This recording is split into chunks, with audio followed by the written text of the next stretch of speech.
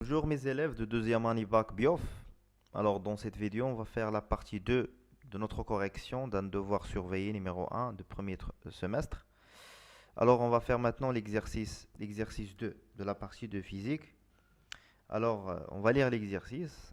On a un vibreur effectué des vibrations sinusoïdales de fréquence n est égal à 20 Hz sur une courbe élastique. La courbe ci-contre représente l'aspect de l'onde à un instant t. La première question, l'onde étudiée est-il transversale ou longitudinale? Deuxième question, déterminer la période de l'onde et sa longueur d'onde et en déduire sa célérité, c'est-à-dire sa vitesse. Troisième question, comparer l'état de vibration de deux points de la corde, la source S et un point M, sachant que la distance entre ces deux points et SM est égale à 21 cm. La dernière question, déterminer la relation entre l'élongation de point M et celle de point S. D'accord? Alors, on va commencer la correction de l'exercice 2. La première question, l'onde est-il transversale ou bien longitudinale? Alors, d'après l'aspect de l'onde, d'accord, à l'instant T, on peut remarquer qu'on a ici la direction de propagation,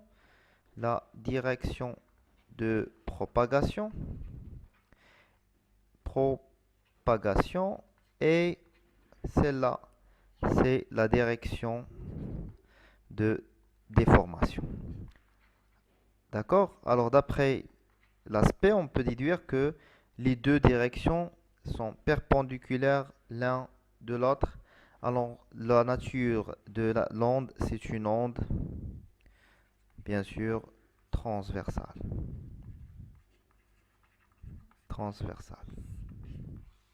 Ça marche, la réponse de la première question. On a justifié,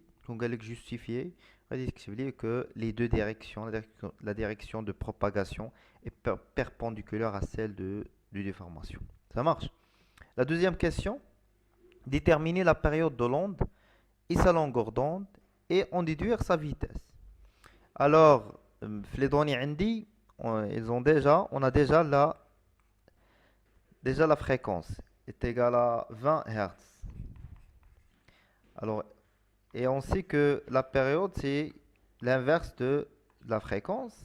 Alors, on va faire une application numérique. Alors, on va déterminer ici t, c'est longueur d'onde, et dans l'autre côté, on va déterminer la vitesse. C'est clair? Alors, c'est 1 sur 20 Hz. Alors, t est égal à 0,05 secondes. Très bien. Alors, pour la détermination de longueur d'onde, alors on va déterminer la longueur d'onde à partir de l'aspect de l'onde. Alors, c'est la distance entre ces deux points qui vibrent successifs, qui vibrent ou bien dans le même état de vibration. Alors, on prend par exemple ces deux points-là. Alors, celle-là, c'est 6 et pour cette distance, c'est 12. Alors, la longueur d'onde, tout simplement, c'est cette distance-là. Alors, c'est 12 moins 6. Alors, là, la lambda est égale à 6. Alors, l'unité de longueur d'onde, dans ce cas, c'est centimètres, puisque on a les gradations en centimètres. D'accord? Bon, maintenant, on va passer à déterminer la célérité. Alors, la célérité, par définition, c'est la distance sur le temps. Alors, la distance, c'est la longueur d'onde. Et le temps, c'est la période t. Alors, la vitesse est égale à la distance, c'est la longueur d'onde, 6 fois 10 à la puissance moins 2. D'accord? On va convertir le centimètre en mètre. Et pour la durée, la période, c'est 0,05 cm. Alors, on va faire une application numérique. On trouve la vitesse, c'est 1,2 mètres par seconde. C'est clair? Très bien. Alors, on passe maintenant à la troisième question. Comparer l'état de vibration de deux points de la corde, la source S et un point M, sachant que la distance entre ces deux points SM. Alors, maintenant, il faut l'état de vibration. Est-ce qu'il vibrait en opposition de phase ou bien en phase? Ça marche. Alors on va déterminer la const, ou bien le nombre K,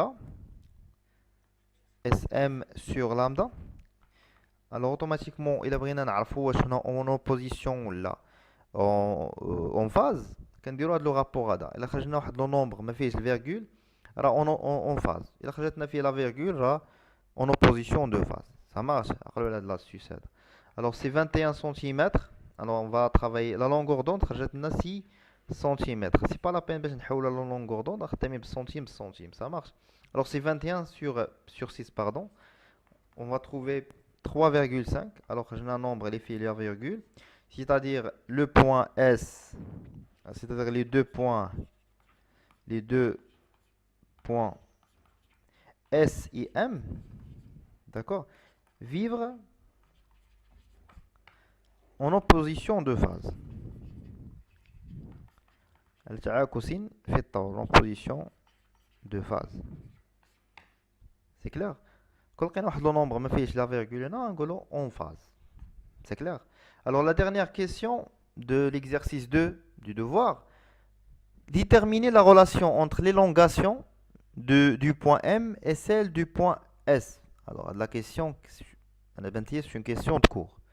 Élongation notée Y. Alors Y le point M qui m'a dit le cours. L'instant T, ce n'est que l'élongation de la source d'Eli. L'instant T moins tôt. Avec taux, c'est le retard temporel. Le retard temporel. Alors, avec taux est égal à quoi? Est égal à la distance SM sur la célérité. C'est SM sur V. C'est clair? Alors, l'élongation d'un point M à un instant donné T est égale à l'élongation de S, de la source, d'accord, à une durée T moins le retard temporel, moins taux. C'est clair? Alors, c'est là qu'on sélite la deuxième partie de la correction. La troisième partie, on va faire la correction de l'exercice 3 de TS. Au revoir.